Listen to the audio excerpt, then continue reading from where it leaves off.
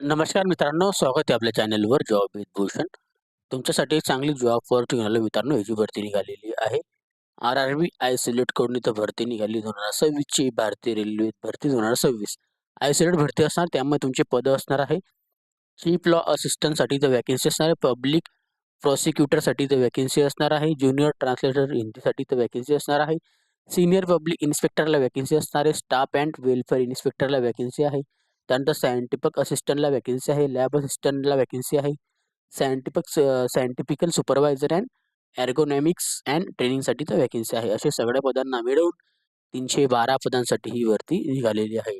त्यासाठी शैक्षणिक पात्रता असणारे आपल्याला इथं अप्लाय करण्यासाठी लॉ डिग्रीवाले अप्लाय करू शकता, एनी डिग्रीवाले अप्लाय करू शकता, एनी पी-जी डिग्रीवाले अप्लाय करू शकता, डिप्लोमावाले अप्लाय करू शकतात, त्याच्यानंतर इंजिनिअरिंगवाले अप्लाय करू शकतात. ओके. चांगली अपॉर्च्युनिटी आपल्याला याच्यामध्ये बघायला मिळते. ओके. संपूर्ण म्हणजे तुम्हाला मी स्टेप बाय स्टेप देणार आहे. 12वी पासवाल्यांसाठी पण इथं व्हॅकन्सी आहे. ओके. तर हा व्हिडिओ शेवटपर्यंत नक्की बघा आणि चॅनल सबस्क्राईब करा, बेल आयकॉनला प्रेस करा. आणि आपले Instagram ID, Telegram channel, WhatsApp group आणि फेसबुक ग्रुपला पण फॉलो करून ठेवा. चला तर मग सुरू करूया व्हिडिओला. आता मित्रांनो, ही जी भरती निघालेली आहे, गव्हर्नमेंट ऑफ इंडियाकडून आलेली आहे. मिनिस्ट्री ऑफ रेल्वेजकडून व्हॅकन्सी आहे. रेल्वेज रिक्रुटमेंट बोर्डकडून ही नोटिफिकेशन आलेली आहे. डिटेल्स दिलेली आहे. आता नोटीसमध्ये 8 नंबरची नोटिफिकेशन 2025 ची. ओके. लास्ट जाताना रिक्वायरमेंट दिलेली आहे. ह्याच्यामध्ये जी पोस्ट आहे आयसोलेट कॅटेगरीची तर पोस्टिंग दिलेली आहे. टेबल दिलेला आहे. त्या कंटेंट्समध्ये याच्यामध्ये आपल्याला सीरियल नंबर, पॅरामीटर्स, कंटेंट्स दिलेले आहे. इम्पोर्टंट डेट्स वगैरे इम्पोर्टंट्स आपल्याला इंट्रोडक्शन दिलेले आहे. जनरल इंट्रोडक्शन, व्हॅकन्सीज वगैरे संपूर्ण असाच टेबल बनवलेला आहे. 60 पेजेसचा हा पी-डी-एफ आहे. पण तुम्हाला मी संपूर्ण माहिती स्टेप बाय स्टेप देणार आहे. जे इम्पोर्टंट आपल्याला माहिती पाहिजे आहे, ती माहिती मी तुम्हाला देऊन देईल. ओके. आता इथून व्हॅकन्सीजबद्दल माहिती जाणून घेऊ. आता गव्हर्नमेंट ऑफ इंडियाची ही व्हॅकन्सी आहे. मिनिस्ट्री ऑफ रेल्वेजकडून रेल्वेज रिक्वायरमेंट बोर्डकडून. ओके. जी की इथं नोटिफिकेशन नोटीस आलेली 8 नंबरची 2025 ची. याच्यामध्ये आयसोलेट कॅटेगरीची पोस्टिंग दिलेली आहे. इम्पोर्टंट्स आपल्याला डेट्स अँड टाईम दिलेला आहे. याच्यामध्ये आपल्याला इन्व्हाईट केलेलं आहे. एम्प्लॉई म्हणजे नोटिफिकेशन आलेली याची 20 डिसेंबर 2025 ला याची नोटिफिकेशन आलेली होती. पण त्याचे आता ॲप्लिकेशन फॉर्म चालू झालेले आहेत 30 डिसेंबर 2025 पासून. तर शेवटची दिनांक असणार आहे अप्लाय करण्याची 29 जानेवारी 2026 पर्यंत. आणि आपल्याला पेमेंट फीस भरण्यासाठी शेवटची दिनांक असणार आहे 31 जानेवारी 2026. मॉडिफिकेशन आणि करेक्शन करण्यासाठी आणि पेमेंट वगैरे त्याचं करण्यासाठी तुम्हाला टाईम दिलेला आहे. 1 फेब्रुवारी 2026 ते 10 फेब्रुवारी 2026 पर्यंत करेक्शन करू शकता.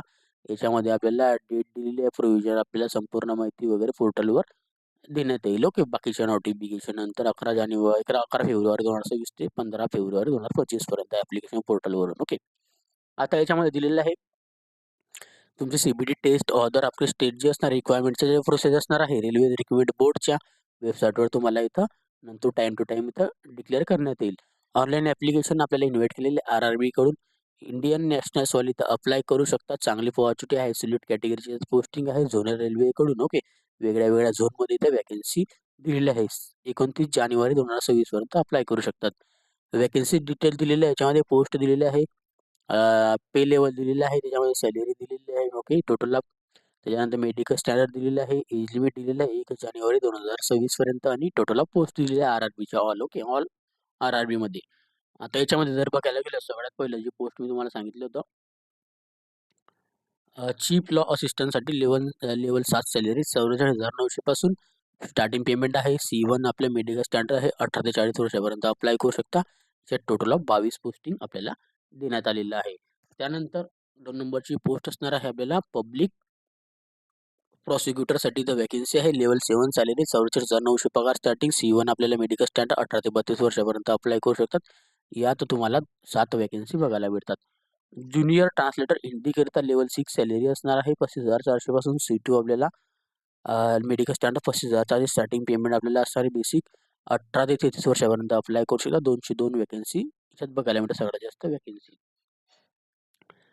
4 नंबरचा पोस्ट सीनियर पब्लिसिटी इन्स्पेक्टरसाठी तर व्हॅकन्सी आहे. लेव्हल 6 सॅलरी 35,400 पासून आपल्याला स्टार्टिंग पेमेंट आहे. C1 आपल्या मेडिकल स्टँडर्ड्स आहे. 18 ते 33 वर्षापर्यंत अप्लाय करू शकता. टोटल याच्यामध्ये 15 व्हॅकन्सी आहे. 5 नंबरची पोस्ट आहे स्टाफ अँड वेलफेअर इन्स्पेक्टरसाठी लेव्हल 6 सॅलरी 35,400 पासून आपल्याला स्टार्टिंग सॅलरी. C1 आपले मेडिकल स्टँडर्ड 18 ते 33 वर्षापर्यंत अप्लाय करू शकता. ओके. 24 व्हॅकन्सीज बघायला मिळतात. सायंटिफिकल असिस्टंट ट्रेनिंगसाठी लेव्हल 6 सॅलरी 35,400 पासून आपली स्टार्टिंग सॅलरी. B1 आपल्याला मेडिकल स्टँडर्ड 18 ते 35 वर्षापर्यंत अप्लाय करू शकतात. याच्या 2 व्हॅकन्सी बघायला मिळतात. लॅब असिस्टंटसाठी ग्रेड 3 असणारे केमिस्ट अँड मेटलर्जिस्टसाठी तर व्हॅकन्सी आहे. लेव्हल 2 सॅलरी 19,900 आपल्याला स्टार्टिंग सॅलरी. B1 आपल्याला मेडिकल स्टँडर्ड 18 ते 30 वर्षापर्यंत अप्लाय करू शकता. 39 पोस्ट याच्यात दिलेल्या आहे. Scientific supervisor economics and training करते ते व्हॅकन्सी आहे. लेवल 7 सॅलरी 67,900 पासून आपल्या स्टार्टिंग पेमेंट. B1 आपल्या मेडिकल स्टँडर्ड 18 ते 35 वर्षापर्यंत अप्लाय करू शकते. ते एक व्हॅकन्सी आहे. टोटल आपल्याला 312 व्हॅकन्सी आपल्याला बघायला मिळतात RRB वाईज रेल्वेजकडून. ओके. इम्पॉर्टन्स इथं इंट्रोडक्शन दिलेलं आहे. Registration and submission of application दिलेलं आहे. ओके. ज्याच्यामध्ये कॅन्डिडेटसाठी इन्शुअर फॉर द इलेव्हिजिबल कॅन्डिडेटसाठी पोस्ट. क्लोजिंग डेट दिलेलं आहे. ऑनलाईन सबमिशन ॲप्लिकेशन दिलेलं आहे 29 जानेवारी 2026 पर्यंत. कॅन्डिडेटला इथं waiting for the final result दिलेला आहे. Education qualification wise final result देण्यात आलेले आहे. Declared for the after closing date for online submissions application दिलेले आहे. याच्यामध्ये आपल्याला meet for the minimum education qualification criteria के लिए ॲप्लिकेशन पोस्ट याच्यात आहे. ओके. त्याच्यामध्ये बिफोर आपल्याला filling for the online application दिलेलं आहे, जे की इंट्रोडक्शन दिलेलं आहे. ओके. आणि त्याच्यानंतर कॅन्डिडेटला इथे संपूर्ण माहिती देण्यात आलेली आहे. आता मोबाईल नंबर, ईमेल ॲड्रेस आपण चेक करून टाका, जेणेकरून तुम्हाला जे काही नोटिफिकेशन येईल त्या तुमच्या मोबाईल नंबर आणि मेल ॲड्रेसवर तुम्हाला देण्यात येतील. ओके. जेणेकरून तुम्हाला त्याची नोटिफिकेशन कळत राहील टाइम टू टाइम. ओके. आता एनी स्टेजमध्ये इथे ड्युरिंग दिलेलं आहे. ऑनलाईन ॲप्लिकेशन असणाऱ्या कॅन्डिडेटसाठी इथं क्रिएट अकाउंट करायचं आहे. RRBचा आपल्याकडे अकाउंट असेल तर डायरेक्टली तुम्ही अप्लाय करू शकता. अकाउंट ओपन केलं नसेल तर कशा पद्धतीने ओपन करायचा असतो तसा आम्ही ऑलरेडी व्हिडिओ बनवलेला चॅनेलवर. ओके. ॲप्लिकेशन सबमिटसाठी ऑनलाईन मोड आहे. ऑनलाईन मोडसाठी रेल्वेची वेबसाईट दिलेली आहे. त्याच्यातूनच आपल्याला याच्यात अप्लाय करायचं आहे कॅन्डिडेटसाठी. ओके. याच्या संपूर्ण माहिती आपल्याला बघण्यात मिळते स्टेप बाय स्टेप. ओके. त्यानंतर इथं कॅन्डिडेटला दिलेली आहे पोस्ट परमिशन देण्यात आलेली आहे, जो की RRB सिलेक्शनकडून आहे आपल्याला. ओके. इलेव्हिजिबल कॅन्डिडेट दिलेलं आहे, जे की इन्फॉर्मेशन दिलेलं आहे आपल्याला. सगळी माहिती स्टेप बाय स्टेप आता मी तुम्हाला सांगणार आहे, जे तुमच्यासाठी इम्पॉर्टंट आहे. आपल्याला डिगी लॉकरमधून आधार वगैरे क्रिएट करून घ्यायचं, अकाउंट व्हेरीफाय करून घ्यायचं. डिगी लॉकरमध्ये आपले डॉक्युमेंट इथं सेफ राहतील. मेडिकल स्टँडर्ड्स होणार आहे. SC/ST PWDला कॅटेगरी सूट आहे.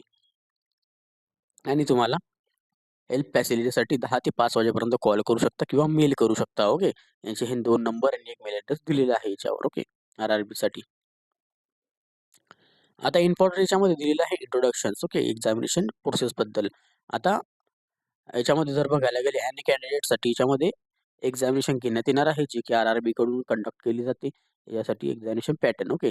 जो की द पब्लिक एक्झामिनेशन असणार आहे, जी की मीन्स 2024 करता जे इफेक्टिव्ह आहे त्याच्याबद्दलच. ओके. बॅनेट फॉर आयटम एक्झामिनेशनमध्ये तुम्हाला काही इलेक्ट्रॉनिक वस्तू घेऊन जायची नाही आहे. एक्झामिनेशन जे असणार आहे CBT टेस्ट असणार आहे एक्झाम स्टेजमध्ये.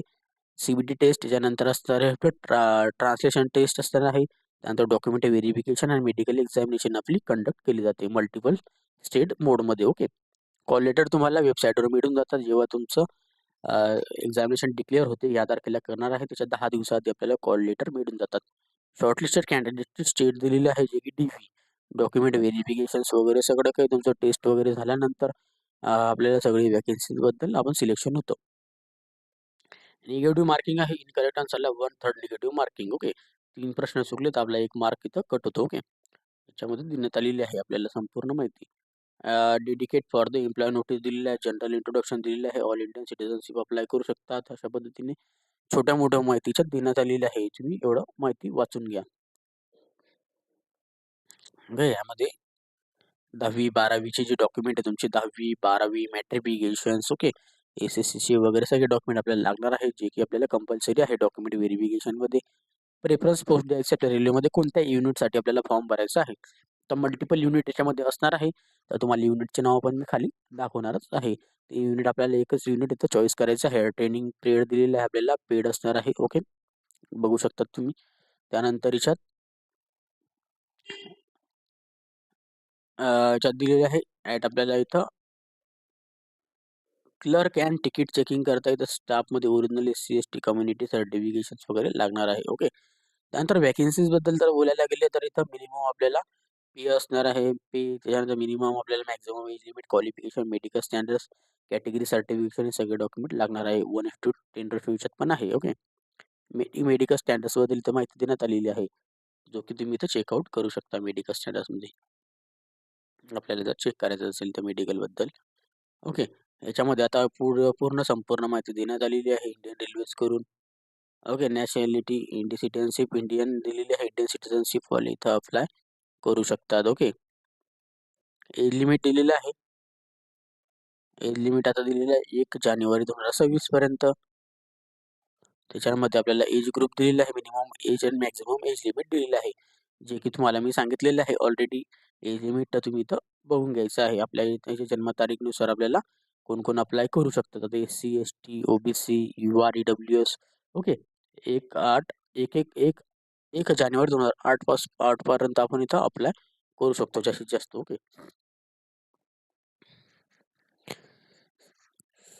त्याच्यानंतर पुढे गेल्यानंतर आता एज लिमिटमध्ये ह्याच्यामध्ये पण SC, STला 5 वर्षे सूट आहे, OBCला 3 वर्षे सूट आहे, एक सर्व्हिसमॅनला सूट दिलेली आहे, PWDला सूट दिलेली आहे. त्यानंतर इथं एम्प्लॉयमेंटला सूट आहे, ग्रुप बीच्या कर्मचाऱ्यांना सूट आहे. त्यानंतर इथं फिमेल कॅन्डिडेटला सूट आहे. अशा पद्धतीची सूट आपल्याला बघायला मिळते. तुम्ही इथं चेक करून घ्या. ओके. त्यानंतर आता पुढे गेल्यानंतर आपण एज्युकेशन क्वालिफिकेशन तुमचा इम्पॉर्टंट पॉईंट असणार आहे. एज्युकेशन क्वालिफिकेशन तुम्हाला सांगतो.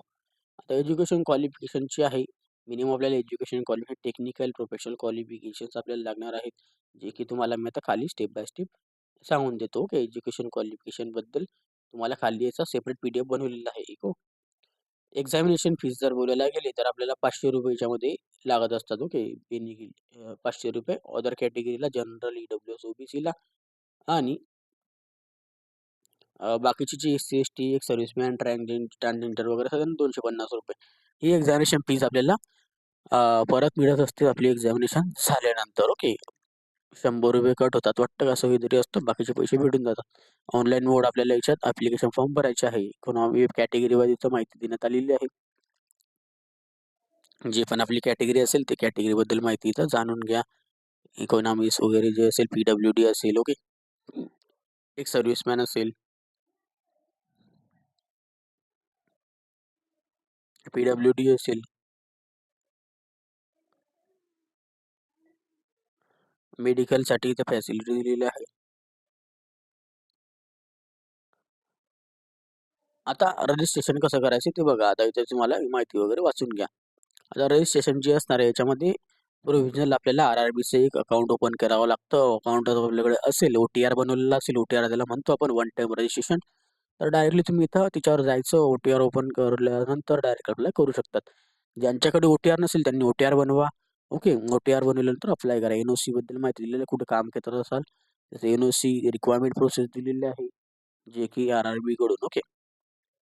आता याच्यामध्ये रिक्वायरमेंटची जी प्रोसेस आहे तुम्हाला याच्यात समजून सांगतो आता एकदा. ओके. आता याच्यामध्ये तुम्हाला एक्झामिनेशन घेण्यात येईल. आता एक्झामिनेशन जो पॅटर्न आहे तुमचा तो इम्पॉर्टंट पॉईंट आहे. CBT टेस्टमध्ये सिंगल स्टेजमध्ये दिलेला आहे. 90 मिनिटाचा टाईम आहे. 100 क्वेश्चन असणार आहे. 120 मिनिटाचा टाईम दिलेला आहे. ओके. सिंगल स्टेजमध्ये 100 क्वेश्चन 120 मिनिट टाईमपर्यंत भेटू शकतो आपल्याला.